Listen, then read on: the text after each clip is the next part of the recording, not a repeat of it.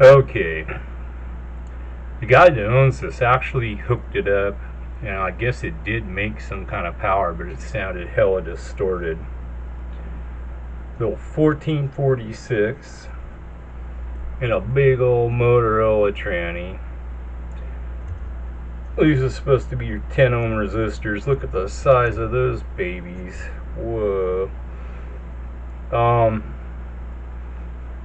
don't have a pair of 2290s to pop in. What I do have is a pair of 2879 used HG poles that test, good.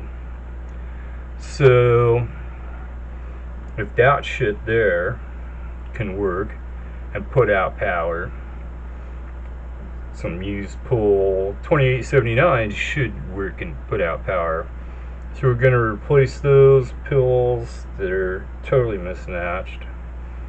I thought maybe this was a practical joke, somebody was pulling on me, but no, they were serious. They want it fixed, so don't want to put a ton of money into it. So we're going to go ahead and pop those 2879 HGs in there and see if we can get it to put out power and come back to life.